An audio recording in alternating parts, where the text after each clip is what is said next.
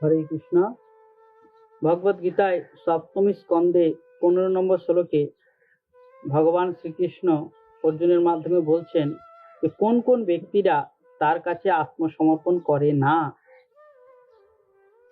নমাম দুষ্কীর্তিন মূঢ়া প্রপদ্যন্তে নরা ধামাহা মায়া অপহিত জ্ঞানা আসুরিং ভাবমাশ্রিতাঃ।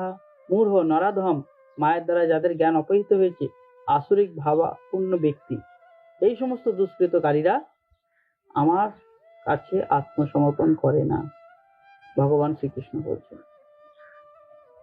মূঢ় মানে হচ্ছে বোকা, এরা খুব পরিশ্রমী, ভারবাহী পশুর মতো মূর্খ। 2 নম্বর হচ্ছে নরাধম, এরা দুরাচারী, এরা মানুষের মধ্যে সব থেকে নিকৃষ্ট স্তরের মানুষ। 3 নম্বর হচ্ছে মায়া অপহিত জ্ঞানা, যাদের পাণ্ডিত্যপূর্ণ জ্ঞান মায়ার দ্বারা অপহিত হয়েছে, তারা হচ্ছে মায়া অপহিত জ্ঞান। এবং 4 নম্বর হচ্ছে আসুরিক ভাবামাশ্রিতা,